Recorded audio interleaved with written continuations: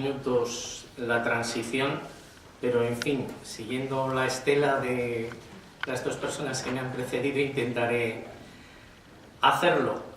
Creo que uno de los mayores intereses de discutir ahora la transición y el 3 de marzo es que se está completando un ciclo histórico, refiriéndome un poco a lo que planteaba Isabel en su introducción. Es un agotamiento del régimen, de las normas del juego que se establecieron en la transición. Pero a mí me gustaría ir un paso más en mi análisis. No es solo un agotamiento, es el surgimiento a la luz de los defectos estructurales. Cuando se construye un edificio, como los famosos del yugo y las flechas, pues bueno, al principio parece que está muy bien, pero luego pronto empiezan a salir los defectos de los materiales utilizados y se empiezan a aparecer las grietas.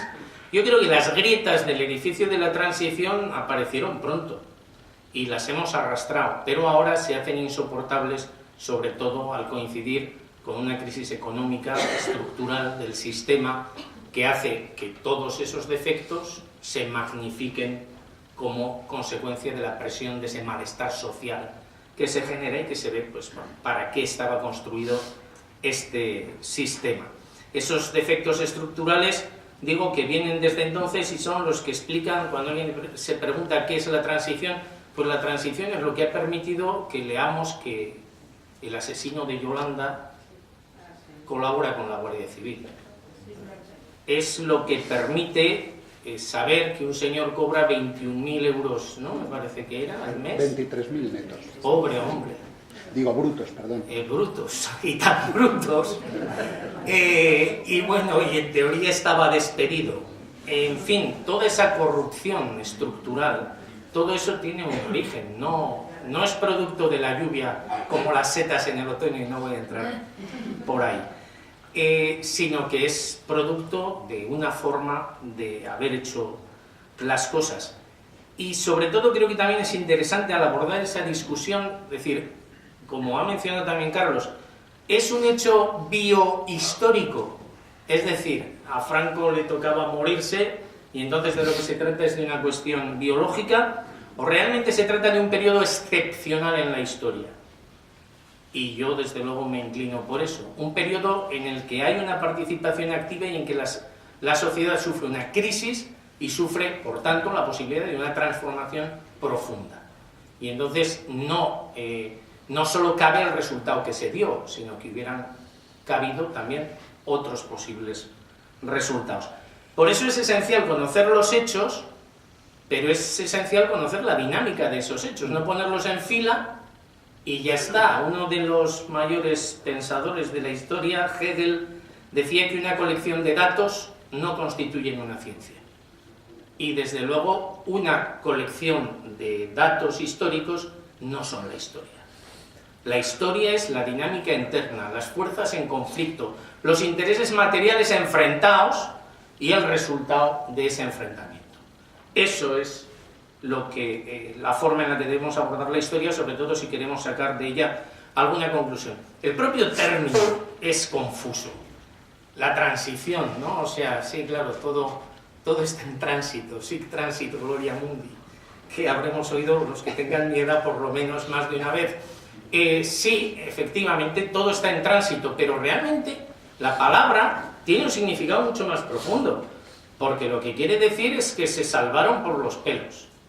Es decir, que para pasar tenían que cruzar un abismo, y lo cruzaron. Y que realmente el problema era el peligro, los escollos, las dificultades entre los que había que hacer el desmontar el régimen de la dictadura, entrar en un régimen democrático burgués, en un régimen de libertades, sin quedarse por el camino. Es decir, yo creo que no es un periodo histórico normal en los que la política está en manos de los profesionales, sino que es un periodo histórico excepcional. Y lo que más hace que un periodo histórico sea diferente a los demás, sea un periodo favorable a la posibilidad de revoluciones o de cambios sociales profundos, es la participación activa de la gente normal en la política, en sus propios destinos. Entrar a participar, como está pasando ahora, por cierto. Elementos como el 15M, elementos como las movilizaciones que se están produciendo, tienen similitudes, estoy de acuerdo con Isabel, hay paralelos, y todos los paralelos tienen un límite, pero hay paralelismos claros cuando estamos hablando de periodos históricos excepcionales en las que se produce esta situación. Y además, no podemos entender lo que está pasando hoy en el Estado español si no entendemos la transición.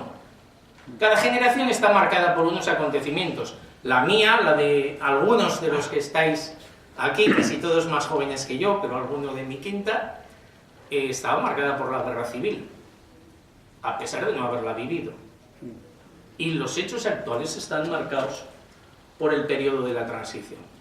Es lo que Marx decía, ¿no? Le Maussas y Levif, los muertos agarran a los vivos, la historia pasada determina nuestro presente. Y realmente lo que hoy vivimos, lo que hoy está pasando, está determinado en gran medida por la transición. A estas alturas supongo que ya os habrá quedado claro que no tengo un punto de vista objetivo sobre la historia. Pero es que creo que no existe. Creo que el historiador objetivo es como cuando alguien te dice yo soy apolítico y hay que añadir de derechas. Entonces, bueno, yo lo digo de antemano. Yo tengo un punto de vista marxista sobre la historia y no lo puedo remediar. Y creo que desde ese punto de vista, por lo menos, yo no me escapo a la crítica de la transición. O sea, yo tampoco pretendo que tengamos una actitud de criticar desde la barrera, ¿no? Lo que hicieron los demás, bueno, entre otras cosas, porque yo también estaba allí. Bueno, de hecho, el 1 de marzo estaba en Vitoria, ¿no? Trayendo una multicopista. Pero, de paso hacia Navarra. Pero es que el punto de vista de la historia hecha por sujetos es subjetivo. Y entonces nosotros tenemos una posición en aquel conflicto y tenemos una posición ahora. Y además, pues yo creo que en lo esencial es la misma, que es intentar transformar la sociedad. Por eso no puedo estar de acuerdo con algunas afirmaciones que se hicieron en esa época, ¿no? Como Carrillo, que ha sido uno de los personajes centrales de la transición, al decir que solo se podía conseguir lo que se consiguió. No, pues yo no estoy de acuerdo.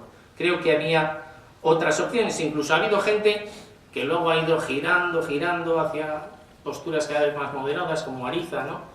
Que llegó a decir que la ruptura, ya no la posibilidad de transformar la sociedad, sino que la propia ruptura democrática era una utopía, que la única posibilidad era lo que se hizo, ese pacto al que se llegó, lo que se llamó entonces la transición pacífica y sin traumas, que bueno, es difícil mentir tanto en tan poco espacio, porque de pacífica nada, ¿no? Ahora se daba una cifra, creo que era en torno a los 600, ¿no? Muertos en el periodo de la transición, y bueno, y traumas, todavía estamos traumatizados, ¿no? con los efectos de la transición. ¿Cuándo empieza? ¿Qué periodo abarca? La verdad es que aquí puede haber un concepto amplio, un concepto laxo y uno restringido, ¿no? Entonces, pues bueno, ¿cuándo empieza la transición?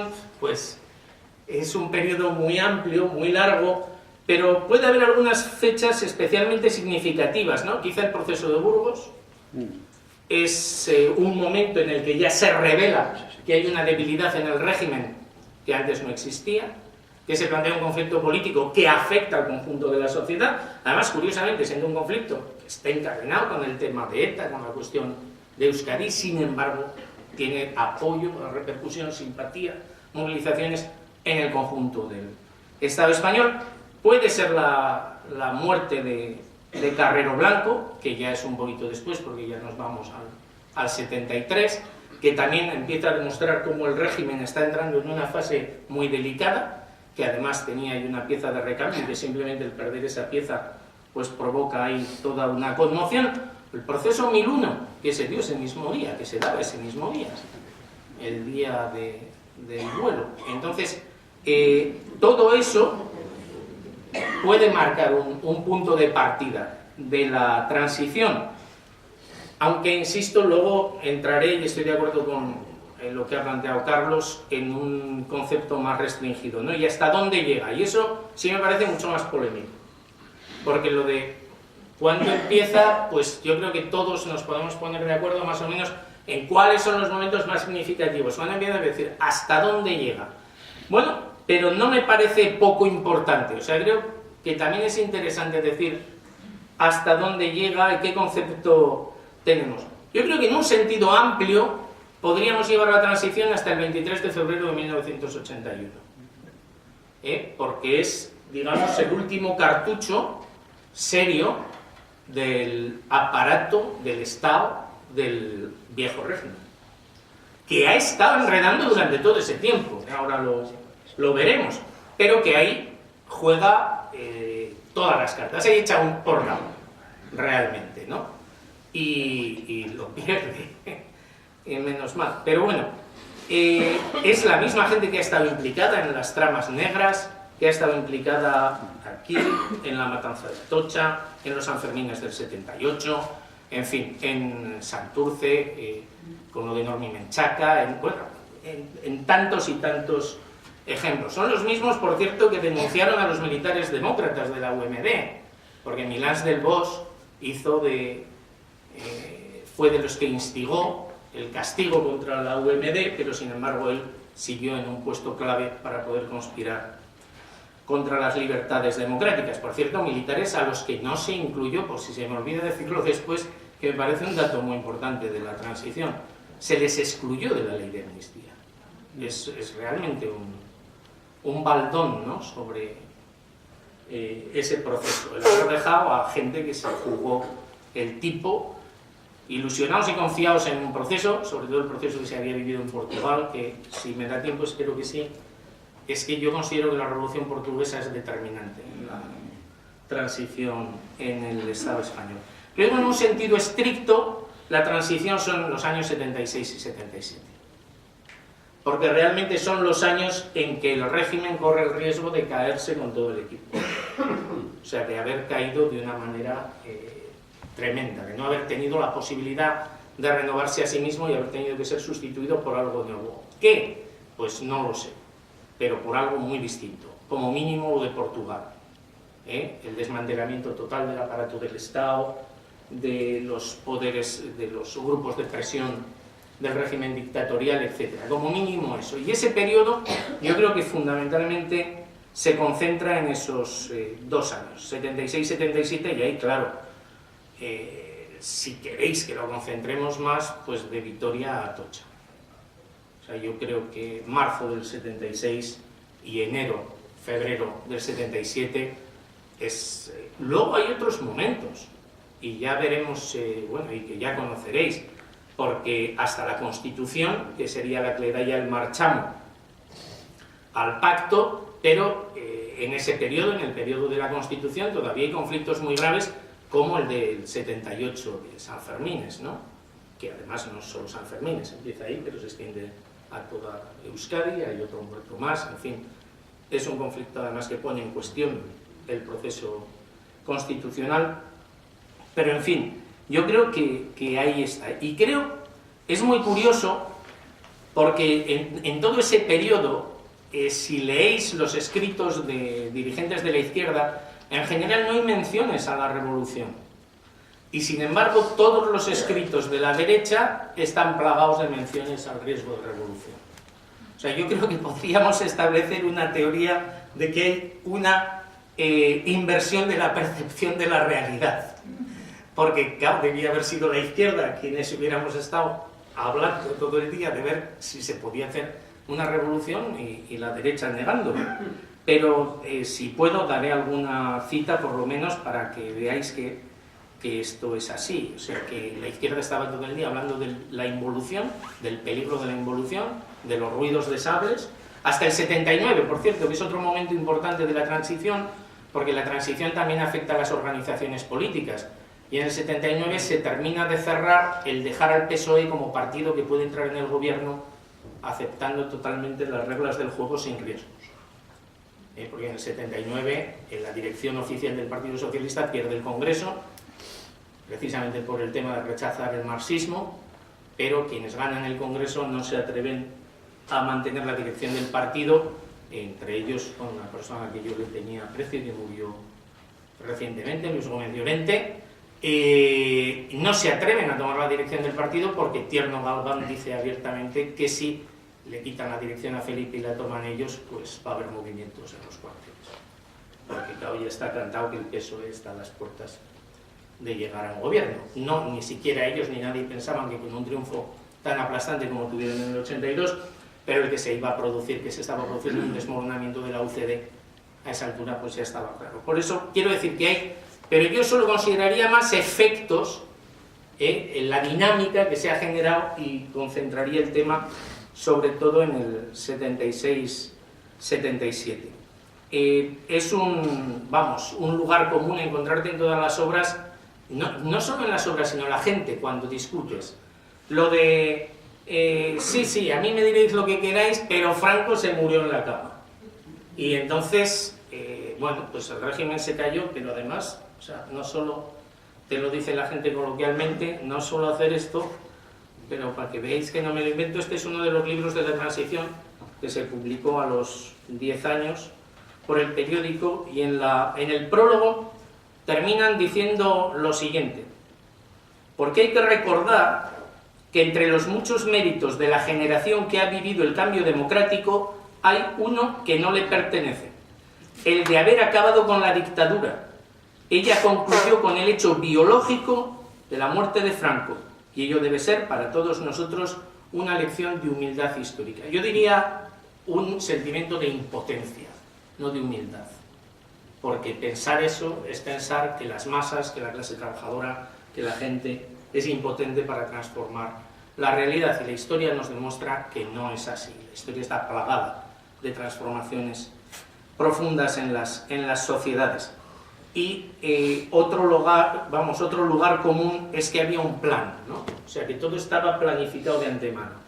Y yo también pienso que eso no es así. Claro que había un plan de salvar el pellejo, pero ese plan lo tienen siempre los que tienen un pellejo que salvar, sobre todo si el pellejo está lleno de euros, entonces de pesetas. Pero claro, no había una planificación en el sentido que se dio, sino que la situación se vio presionada cada vez más por la gente, realmente por las luchas, por las movilizaciones, por el grado de organización que se iba dando. Realmente lo que veían era que tenían que hacer frente al riesgo de una revolución. La burguesía estaba dividida sobre qué política llevar a cabo, la Iglesia estaba dividida. Una institución tan sólida, bueno, de hecho la OAC, las JOC, ¿de dónde surgen, no? ¿Dónde nos reuníamos todos? Sino en las parroquias y en los conventos. O sea, es que ahora, no sé, este Papa, el que se va ahora, no nos dejaría. Pero bueno, había esa situación de crisis de una institución que había apoyado al régimen. Toda esa descomposición de los sectores de la clase dominante es patente durante ese periodo. Pero para mí esa es probablemente la idea más nefasta de la transición, que ya entonces tiene un efecto, y tiene un efecto en algunos acontecimientos muy importantes, como el referéndum de la reforma política. Y es la idea esta tan terrible, yo creo, de la democracia nos viene de arriba. Es un regalo, hecho fundamentalmente no por los Reyes Magos, en este caso, sino por los Borbones, que nos regalan la democracia. Y entonces no es algo que ha hecho el pueblo, no es algo que ha hecho la clase trabajadora, sino es algo que nos han regalado, que no hemos conquistado. Y eso se contradice totalmente con los procesos tal y como se dieron. Sería muy largo hacer un proceso de todo, o sea, un relato de todo el proceso de fortalecimiento del movimiento obrero, pero sí quiero, sin dar los datos, por lo menos mencionar un par de elementos que tengamos en cuenta. Porque ya en los años 50, a finales de los años 50, los procesos económicos transforman la realidad del Estado español. Se da al tiempo un proceso de industrialización y un proceso de emigración. Se da una emigración muy fuerte, sobre todo en los 60, hasta 3 millones de trabajadores llega a haber fuera, pero al tiempo hay un crecimiento económico fuerte. Entre el 61 y el 64 la economía crece a un ritmo de un 8,4% anual. Hay un cambio del campo a la ciudad tremendo. O sea, no os voy a dar las cifras por no aburrir, pero espero que me creáis. Hay una composición de la población mayoritariamente agraria y viviendo en pueblos, y en unos años, en esas 2 décadas sobre todo, la década de los 60, la década de los 70, lo que tenemos es un traslado del campo a la ciudad. Esto no es solo por un afán erudito, es que eso lo que nos da es una clase obrera nueva, una clase obrera que tiene los defectos de la falta de experiencia y las virtudes de la falta de experiencia, de la ingenuidad que le lleva a veces a meterse a la lucha hasta el fondo, y que va adquiriendo una experiencia colectiva que tiene una influencia enorme en cómo se desarrollan las cosas en esos años. Mira, solo esto no me resisto. En el sector del metal, en 1950 hay 500.000 trabajadores, y en 1970 más de 2 millones. Y siguió creciendo. Los estudiantes, y es el único otro dato que voy a dar para no aburrirlos, pero porque me parece que nos puede volver a poner en situación, ¿no? En la universidad, del año 62 al 68 se duplicó el número de estudiantes, pero pasando de 87.000 alumnos a 168.000. Pero del 70 al 74 se quintuplicó. Es decir, en la década de los 70 tenemos una transformación total de la sociedad, tanto de afluencia a las universidades, a los centros de estudio. ¿Qué supone eso? Pues muchos hijos de la clase obrera en las universidades y en los centros de estudio, y por eso también se produce un cambio de ambiente tremendo. Por eso no es casualidad que las luchas más duras, más generalizadas en las universidades empiecen con la década de los 70, y tengamos en todos esos años, 72, 73, 74, unas luchas y movilizaciones que no solo son en la clase obrera, sino que ese efecto de las movilizaciones de la clase obrera contagia al conjunto de la sociedad. Hay huelgas importantes pues casi desde el principio. O sea, en el País Vasco hay huelgas desde el año 47 con cierta importancia, y en Barcelona también. La huelga de los tranviarios es en el 51, y es una huelga dura, pero claro, son huelgas en unas condiciones muy difíciles, con una participación escasa y con una represión patronal y represión policial bestial. Entonces, no tiene nada que ver con lo que luego se va generando los mineros en Asturias, ¿no? En el 57 y el 58, pero sobre todo en la década de los 60, de la mano del desarrollismo, pues necesariamente se produce un aumento de la conflictividad. Antes, Carlos hablaba de la introducción de los convenios colectivos. En Beasain, en Guipúzcoa, hay una huelga en el 61 precisamente por el convenio colectivo, y no es la primera, pero no la última. A partir de ahí se dan toda una serie de conflictos muy fuertes, y en los 70 crece cualitativamente. O sea, podríamos solo de la década del 60 hablar, porque es muy interesante ir viendo cómo se va produciendo esa evolución increscendo, constante. Ese sí me parece una idea muy importante. Pero, bueno, huelgas de los 60 y huelgas importantísimas, como la de laminados de Bandas de Echevarría, que es, además dura 160 días o 163 días, una cosa así. O sea que es justo al final del año 66 e inicio del 67, me parece. Entonces, esas huelgas, todas esas luchas están marcando una época. Es el periodo en el que nace Comisiones Obreras.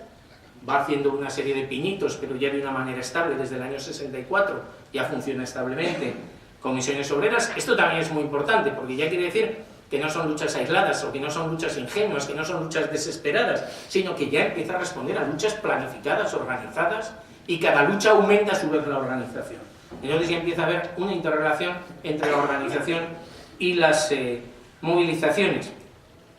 Un índice de hasta qué punto se van agravando las cosas es que ya en el 69, o sea, antes de acabar la década, ya hay una declaración de estado de excepción como consecuencia de las movilizaciones.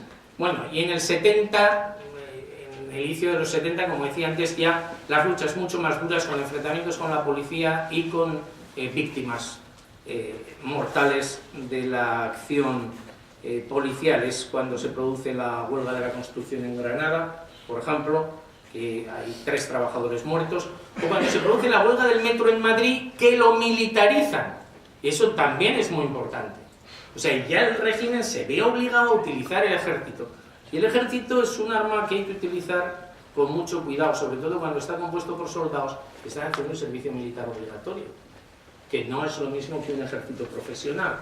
Y eso también tuvo mucha influencia en el caso de Vitoria.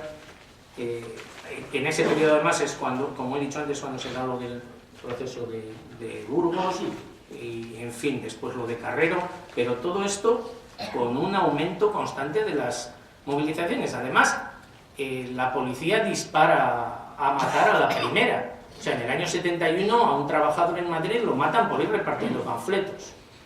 Eso también demuestra el nivel de militancia. O sea, cuando estamos hablando de que había decenas de miles de personas en la década de los 70 que se incorporan a la militancia política, no estamos hablando de un club. Estamos hablando de gente que está dispuesta a darlo todo. Lo que quiere decir que hay una fuerza potencial gigantesca en la sociedad. Y eso se vio durante todo ese periodo. Sobre todo hay cambios cualitativos como la ocupación de la SER. En el año 71, 7.000 trabajadores toman la SER en Barcelona. Eso, claro, en una situación de dictadura son palabras mayores. Ya estamos hablando de una radicalización muy grande. Es la época del top, del tristemente célebre Tribunal de Orden Público, por cierto, que ahí sigue. No, porque la Audiencia Nacional, no voy a distraerme y entrar en otro tema, que es, sino un tribunal de excepción, ¿no? Y el top es un tribunal de excepción, que por cierto trabajó mal, pero mucho, en 13 años de historia, porque veáis, o sea, sí, no me enrollo, pero abrió 22.660 expedientes que afectaban a 53.500 personas, imponiéndoles 11.731 años de cárcel. El 49% de los procesados eran obreros industriales, lo que demuestra también dónde estaba el núcleo de la lucha. Y por cierto, el primero que abre la primera instrucción, el primer sumario que instruye el TOP, es contra la Comisión Obrera de Vizcaya, que también es una inauguración significativa, ¿no?, del trabajo de esta Santa Inquisición jurídica del franquismo. También se produce, bueno, en el 72 está la huelga de Bazán, en el 73 el asesinato de un estudiante en Santiago. O sea, hay muchos acontecimientos, pero solo por centrarme en los más importantes, en el 74 sí hay un elemento importantísimo, y se produce un alza general de los precios de las materias de consumo básico. Y eso es muy importante, porque el franquismo, la economía franquista se ha generado, y ahí sí sería otra discusión para otro día, ha generado tales desequilibrios en su crecimiento a partir del plan de estabilización, de que tiene sus propias crisis antes de la crisis general del capitalismo, en el año 71 y en el 72. Y entonces cuando afecta la crisis mundial del 73-74, ya estaban en crisis. Y entonces hay una subida bestial, pero bueno, bestial, electricidad el 15%, el petróleo el 70%, el butano, que entonces lo usábamos todos, el 60% de golpe, el transporte el 33%. ¿Qué provoca esto? El surgimiento del movimiento asociativo vecinal. Es importantísimo, porque ya tenemos otra pata del banco. O sea, ya no solo tenemos a la clase obrera movilizada en las fábricas, ya no solo tenemos a los estudiantes en las universidades, sino que además en ese momento la clase trabajadora se organiza también en sus barrios, implicando a las familias. Eso tiene una importancia, vamos, por lo menos desde mi punto de vista, tremenda, para entender el ambiente social que se genera en esa época. Y eso es fundamentalmente como consecuencia de la carestía de la vida. Si os acordáis, que además era la expresión que utilizábamos entonces, ¿no? La lucha contra la carestía de la vida. Por eso digo, la burguesía podía tener los planes que quisiera, pero la historia tenía los suyos propios. Se estaba gestando un movimiento ascendente dentro de la sociedad que no cabía dentro del régimen, que no cabía dentro de una dictadura que había perdido el apoyo social, que ya no tenía ni el apoyo de la clase obrera, desde luego, pero tampoco el apoyo de las capas medias de la población, que se estaban viendo cada vez más arrinconadas. Es decir, el régimen estaba cada vez más suspendido en el aire. Por eso tienen que recurrir a una figura mítico-religiosa como es la monarquía, ¿no?, que siempre es el misterio, ¿no?, de dónde viene el poder, pues de Dios, ¿no?, es la única justificación para que alguien esté por encima de la ley y del bien y del mal, ¿no? Entonces esa superstición que vive en nuestra sociedad, aunque sea de una manera inconsciente, pues también se utiliza. O sea, lo de la monarquía no lo hacen porque de pequeños jugaban a reyes y reinas o porque vean, ¿cómo se llama?, Juego de Tronos, ¿no? Sino porque tiene un sentido para la clase dominante apoyarse en la pompa, el boato de la monarquía y generar ahí una superstición mágica, ¿no? Un poder que pueda aglutinarles, se ven su propia debilidad, les empuja a buscar esa alternativa y cada vez más a intentar buscar un acuerdo con la oposición. Esa es también la otra baza que se va desarrollando durante este periodo. Y efectivamente una clave determinante de este proceso es la lucha de marzo de Vitoria, que yo no voy a tocar porque ya se ha hecho, pero sí mencionar el papel tan importante que tiene, ¿no? El propio Osorio, ministro de aquel gobierno, llegó a decir que era un banco de pruebas de una acción revolucionaria sostenida en el tiempo. O sea, realmente les asustó mucho lo que pasó aquí porque no pudieron controlarlo. Además, tener en cuenta que esto se produce en un momento en que hay un sector del régimen que ha demostrado claramente que no va a llevar adelante una apertura importante de las instituciones. Por eso es que es mentira podrida lo del plan de que todo estaba decidido y ahí estaban solo esperando en el momento oportuno para hacernos demócratas a todos. Y ellos, claro, los primeros, es falso de toda falsedad, porque en el 75 tenemos los fusilamientos, no hay que olvidarlo. ¿Por qué se producen esos fusilamientos que tanto afectaron? Es una señal, o sea, es un mensaje claro. No nos vamos a mover, tenemos la sartén por el mango. Los sectores, digamos, aperturistas quedan totalmente relegados. Si es que había sectores aperturistas dentro del régimen. Indudablemente los había en la clase dominante ya. Entre sectores de la burguesía que ya veían claramente que aquello no se podía mantener. Pero dentro del propio régimen realmente todos apoyan ese proceso, ¿no? Todos los ministros que hay en ese momento están con el régimen. Por eso esa movilización, los acontecimientos de Vitoria también hay que encuadrarlos ahí. O sea, se producen después de un momento en que el régimen ha intentado mantener quietas las filas, como dirían ellos, ¿no? Y sin embargo, todo eso se les tambalea. Yo creo que eso es muy importante, el que se dé esta situación, porque yo creo que esto se estudia poco al analizar la transición, porque cuando te enfrentas a un movimiento tan fuerte desde el poder, una de dos: o haces concesiones tan amplias que puedes llegar a un punto de acuerdo, o haces una represión tan bestial que paralizas el movimiento. Pero lo que ellos tenían fue lo peor de los dos mundos, porque si hacían concesiones, crecía el movimiento. Si reprimían, también crecía. Es decir, habían perdido el control de la situación.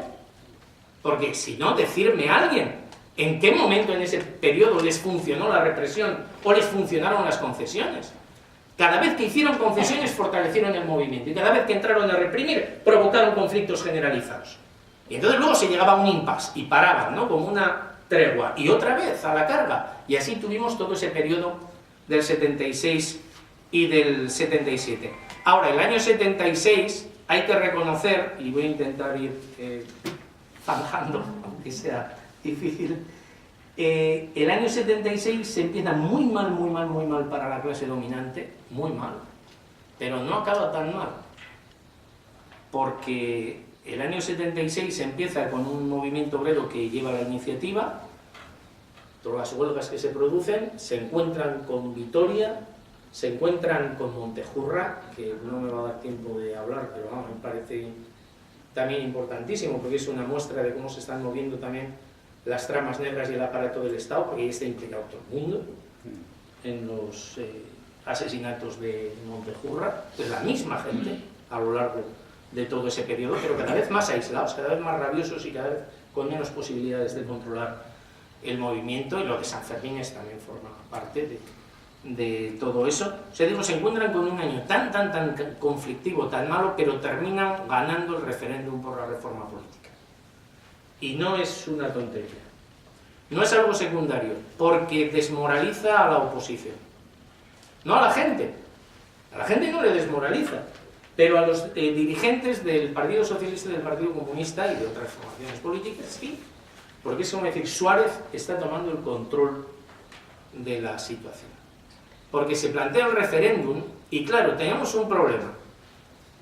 Tú o te niegas totalmente a pactar con el régimen y tu política es acabar con ellos, por decirlo pronto, o si estás aceptando los acuerdos, entonces estás entrando por esa senda.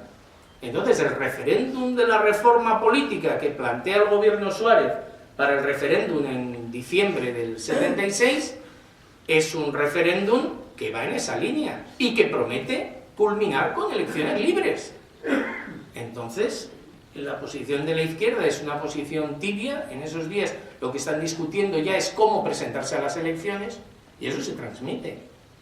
O sea, en esas fechas, diciembre del 76, lo que están discutiendo todos en reuniones es cómo prepararse para esas elecciones, porque el régimen tiene previstas elecciones pero sin el Partido Comunista. Y claro, ahí Felipe González, y de eso hay datos de sobra, en una reunión le dice a Carrillo a la cara, le dice, bueno compañero, las cosas son como son. Entonces nosotros nos vamos a presentar a las elecciones y luego ya pediremos que os legalicen. Y claro, eso pues plantea una situación un poco puñetera, ¿no? Y están obsesionados con eso. Hay una participación bastante alta en el referéndum de la reforma y eso le da la iniciativa al gobierno Suárez. Voy a acabar con un tema que es imposible no tocar, porque ya llevo mucho tiempo, que es lo que pasa en 1977, digamos enero, abril y junio de 1977, por lo menos unas pinceladas para no dejar colgado el tema, ¿no? Habría, como creo que está claro, mucho más, pero es que se produce una aceleración de todo el proceso. Y creo que es importante esto último que he dicho, resaltarlo. La intención ya, y cuando ven que no se puede controlar la cosa y aprueban la reforma, es hacerlo pero sin Partido Comunista. O sea, intentar hacer unas elecciones de opereta y tratando de controlarlo todo. Precisamente por eso, cuando Felipe, no solo Suárez, sino Felipe le dice eso a Carrillo, Carrillo se la juega, y para mí esto es muy interesante porque demuestra que se podría haber hecho lo mismo con todo, no solo con eso. Carrillo se pone la peluca y se quita la peluca y pone al régimen en un aprieto bestial, porque lo tienen que detener, lo llevan a la DGS y las pasan canutas, porque le cae el sudor a chorros a Suárez pensando que le pueda pasar algo a Carrillo una vez detenido. Y entonces eso y los acontecimientos de enero son lo que llevan a febrero a tener una reunión, en principio una reunión secreta, Suárez y Carrillo, donde ya pactan la legalización del Partido Comunista, porque la del Partido Socialista ya estaba pactada. Tiene una reunión en Casa de Armero que no la conoce nadie y de ahí se prepara el tema para el acuerdo que después se hace público en abril y que lleva a la legalización del PC, aceptando el PC las condiciones que le había impuesto Suárez, la bandera, lo que se ha comentado, Isabel, la monarquía, la unidad indisoluble de la patria, tal como consta después en la Constitución, ¿no? Y precisamente ese periodo es un periodo tenso porque los militares se sienten traicionados. Suárez les había prometido que no iba a legalizar al PC, por lo menos no en esa fase. Entonces, esa es la fase en que se acelera todo. Pero ¿qué pasa? Es que después de los acontecimientos de enero, después de la matanza de Atocha, que ahí sí me tenéis que permitir un minuto, es que es un plan muy montado el que se produce ahí. Es un intento tremendo por parte de las tramas del aparato vinculadas al aparato del Estado para frenar el proceso, para echarlo atrás. Patético y inútil, pero muy sangriento, porque a la vez montan el secuestro de Villaescusa, que eso no se lo cree nadie, que no tenían nada que ver, porque luego además lo rescataron brillantemente, ¿no? Los chicos de Conesa, que son uno de los personajes más oscuros de la dictadura, ¿no? Pero hay un asesinato el día anterior y otro una muerte, la policía mata a una chica, a Mariluz Nájera, en una manifestación ese mismo día, y ese día por la noche entran en el despacho de los abogados laboralistas de Atocha y bueno, pues hacen aquella masacre terrible, ¿no? Entonces, después de eso y de la demostración de fuerza del Partido Comunista en el funeral de Atocha, todo se acelera. Se acelera por parte del régimen el acuerdo, por eso hacen esa reunión secreta, donde ya llegan a un acuerdo y ya se comprometen ambos a hacerlo, Suárez y Carrillo, y se acelera la unificación de la oposición para el pacto. Es decir, había dos organizaciones, que no da tiempo a explicar, pero que supongo que todos conocéis: la Junta Democrática, que había organizado en el 74, y la Plataforma de Convergencia Democrática en torno al PSOE en el 75, y se unifican en marzo. Se unifican como consecuencia, vamos, de todos esos acontecimientos que había habido, y se produce esa negociación que lleva a las elecciones del 77, y ahí lo vamos a dejar, que fueron unas elecciones que sí hay que decir que no son unas elecciones limpias, sino que son unas elecciones donde, por ejemplo, el voto es a partir de los 21 años, y hay 2 millones de jóvenes entre 18 y 21 años. Solo eso hubiera cambiado el resultado de las elecciones, donde el rey nombra 41 senadores, por si acaso, por si pasa algo en el Congreso, que no lo pase en el Senado, donde además la izquierda se presenta dividida. Deciros también que con los datos en la mano, si la izquierda hubiera presentado un frente común, o sea, simplemente PSOE, PC, PSP en un frente común, hubieran ganado. Aun con todos los trucos, pero bueno, eran unas elecciones trucadas, y eso permitió lo que desde mi punto de vista es la otra discusión que habría que tener, el periodo de frustración, ¿no? Del 77 al 79, para mí, en lo que entramos es en la frustración, en el desengaño, en lo que permite que UCD vuelva a ganar en el 79, que los militantes abandonen, muchos de ellos, la militancia política, también en esos 2 años. O sea, y entramos en un periodo tan importante que merece la pena volver a discutirlo precisamente para evitar los errores. Yo creo que la conciencia de la clase dominante era clara. Os cuento una anécdota con la que termino, que cuenta Juan Luis Cebrián en un libro. Bueno, la publicó en su día en El País, y yo no la encontraba por ningún lado hasta que luego encontré que tiene un libro publicado donde también lo cuenta, en La España que bosteza. Y entonces da un dato que es interesantísimo. Cebrián en esa época trabajaba para la televisión española en Portugal, y vinieron con un montón de horas de película de la Revolución del 25 de abril, que nunca se pusieron en la tele. No se pusieron, bueno, algunas imágenes sueltas que utilizaron, pero el material, todo el material de la gente persiguiendo a la policía política de Portugal, a la PIDE, que además les bajaban los pantalones, primero para ver si llevaban armas ocultas, y segundo, para que no se escapasen. Entonces, esas imágenes que luego hemos visto todos en fotos de los soldados del MCA llevando a la policía secreta con el fusil en ristre, y los obreros con ellos diciendo a ese, esas imágenes en ese momento no se publicaron, pero les pidieron a Cebrián y a los de televisión que hicieran un pase privado en el ministerio, me parece que en el de información. Y entonces allí fueron ministros y guardaespaldas. Y en uno de los descansos dice Cebrián que se le acercó uno de los policías y le dijo: oiga, ¿usted cree que a nosotros nos van a hacer lo mismo que a esos de la película? Y Cebrián confiesa que no supo qué contestar, porque incluso él mismo pensaba en ese momento que podía pasar lo de Portugal.